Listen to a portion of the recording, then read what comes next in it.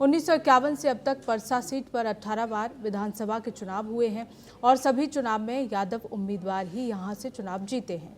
बिहार के पूर्व मुख्यमंत्री रहे दारोगा प्रसाद राय यहां से 6 बार चुनाव जीत चुके थे। फिर उनकी पत्नी पार्वती देवी भी यहां से चुनाव जीती थी। इसके बाद उनके बेटे चंद्रिका राय भी यहां से कई बार जीते। बाद में आरजेडी के टिकट पर छोटेलाल राय ने चंद्रिका राय को हराया। अब चंद्रिका राय आरजेडी को छोड़कर जेडीयू में है, जबकि छोटेलाल यादव जेडीयू को छोड़कर आरजेडी में आ गए हैं। 2020 के चुनाव में भी आरजेडी के टिकट पर छोटेलाल राय ने जेडीयू की चंद्रिका राय को पटकनी दी थी। हालांकि इस बार परसा विधानसभा सीट के परिणाम किस पार्टी के पक्ष में होंगे, ये जनता को तय करना है और जनता की राय जानने के लिए हमारे विशेष संवाददाता चंदन कुमार चंचल परसा के दरियापुर चौक पर लोगों से बात कर रहे हैं। आइए सीधे आपको लेकर चलते हैं उनके पास और देखते हैं कि आखिर जनता का क्या कुछ कहना है। परसा चौक पर इस वक्त आप मौजूद हैं चंदन, साथ ही हम जानेंगे कि यहाँ की जनता का क्या कुछ मूड है। क्या जनता बदलाव चाहती है या फिर जनता चाहती है कि सरकार दोबारा रिपीट हो? बिल्कुल बता दें आपको पूनम कि अभी हम परसा विधानसभा में है और ये दरियापुर चौक है। परसा विधानसभा की बात करें तो 1952 में यहाँ पे दारोगा राय पहली बार चुनाव यहाँ पर लड़े थे और कांग्रेस के टिकट पर चुनाव भी जीते थे। हालांकि दारोगा राय के बारे में बता दें तो पूर्व मुख्यमंत्री रहे। 1970 में यहाँ पे 10 महीने के लिए मुख्यमंत्री भी बने थे। हालांकि उसके बाद से लगातार इस सीट की बात किया जाए तो लगातार यहाँ पे यादव वो कि ये बहुमूल्य क्षेत्र है और यादव की इस सीट पर कब्जा रहा है। हालांकि बता दें कि यहाँ पे दारोगा राय के लड़का चंद्रिका राय भी 6 बार यहाँ से चुनाव लड़ चुके हैं और 6 बार विधायक रह चुके हैं।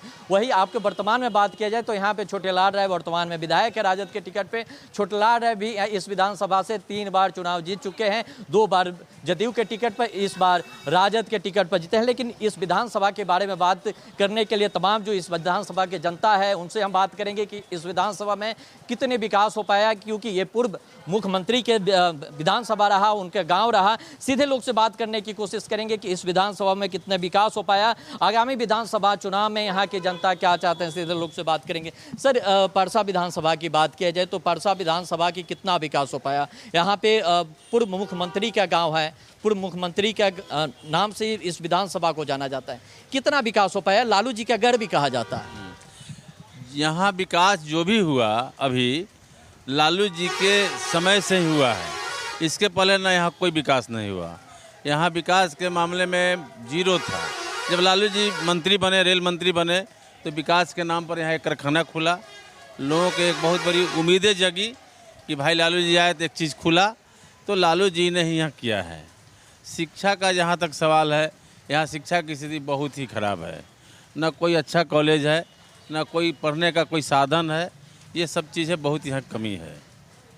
मुख्य समस्या क्या होता है अभी यहाँ की वर्तमान में? मुख्य समस्या क्या है? मुख्य समस्या यहाँ लोगों की बेरोजगारी है।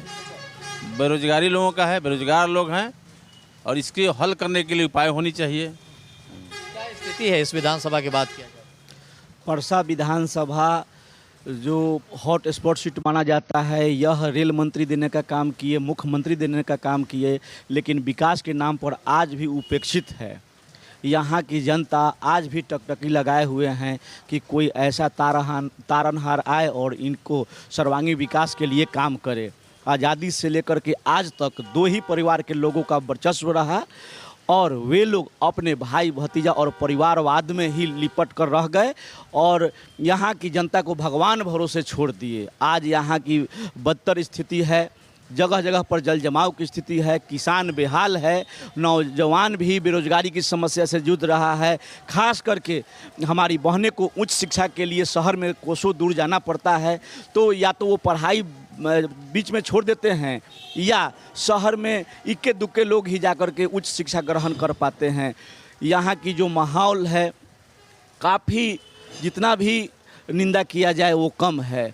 जहाँ हमारे स्वर्गीय दारोगा बाबू की ये कर्म भूमि रही है, आदरणीय लालू प्रसाद यादव की भी कर्म भूमि रही है। विकास के नाम पर आदरणीय राष्ट्रीय अध्यक्ष राष्ट्रीय जनता दल के बाबू लालू प्रसाद यादव जी जो रेल पहिया कारखाना देने का काम किए, उसके बाद इस क्षेत्र का विकास हुआ है। रोड, सड़क और जो भी देखने को मिल रहा है विकास, यह आदरणीय लालू प्रसाद यादव का ही देन है। आपने बोला कि 2 ही परिवार में रह गया शुरू से। इस विधानसभा की बात करें तो दो परिवार के जिक्र किया। हालांकि सत्ता दल से लगातार ये सवाल किया जाता है कि लालू प्रसाद यादव की जो पार्टी है परिवारवाद की पार्टी है। आप भी परिवारवाद की बात कर रहे हैं, तो क्या लग रहा है कि ये जो ठप्पा लगा हुआ है वही ठप्पा अभी भी देखने को मिल रहा है? जी, आज़ादी के बाद स्वर्गीय दरोगा बाबू 1952 में पहला विधायक कांग्रेस के सिंबल पर जीत के सदन में गए। उसके बाद वो लगातार जीतते रहे। फिर वो एक बार रामानंद यादव जी जो हाई कोर्ट के वकील थे उनसे यह चुनाव हारे। फिर उनके मरणोपरांत पार्वती देवी यहाँ की विधायक बनी। उनके बाद निर्दलीय चंद्रिका बाबू चुनाव जीते। उसके बाद लगातार वो चुनाव जीतते रहे। 2 बार छोटे लाल राय जी जदयू के सिंबल पर चुनाव जीते। इस बार हम लोग उनको राष्ट्रीय जनता दल के सिंबल पर चुनाव जितवाने का काम किए, लेकिन वही बदहाली है, वही बेहाली है। भगवान भरोसे यहाँ की जनता त्राहिमाम कर रही है। बाढ़ और सुखाड़ दोनों से यहाँ के किसान त्रस्त हैं और बेरोजगारी का आलम है। यहाँ के नौजवान जो बेरोजगार हैं। कमलेश जी आपके पास आते हैं।